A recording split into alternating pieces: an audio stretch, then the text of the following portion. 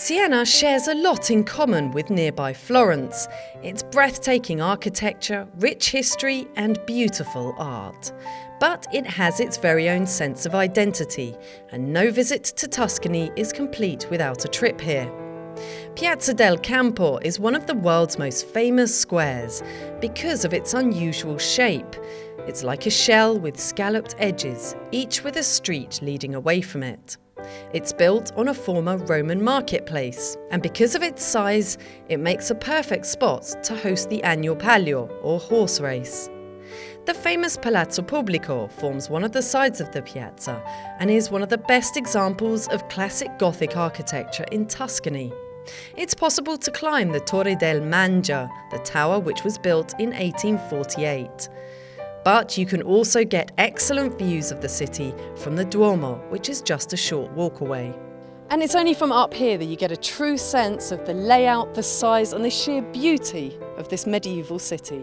There are a few steps up here, but it's well worth it. The panorama del Facciatone is simply breathtaking. This section is actually part of plans to extend the cathedral, and from up here you can see how large the Duomo would have been had building not stopped in the 14th century. Back on the ground, just across from the Duomo, is the Santa Maria della Scala. It's one of the world's earliest hospitals, possibly dating back to 898. It now houses 3 museums: the Archaeological Museum, the Art Museum for Children, and a centre of contemporary art. The Museo Civico is the city's most famous museum. Frescoes throughout the grand halls show famous moments in the city's history.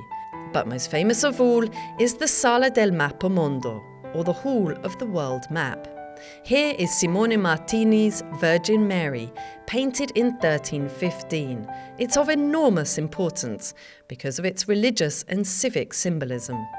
Here we can see 20 prophets and saints shown in the surrounding frame. Siena's coat of arms are on a shield, and the Sienese people are represented by a lion.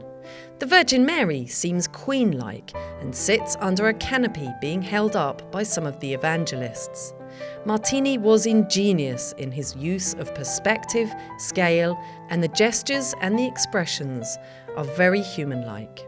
Legend has it the city was founded by Senio and Iscano, the sons of Remus, who with his twin brother Romulus founded Rome. Though this hasn't been proven, all around Siena you will see statues of wolves feeding the twins.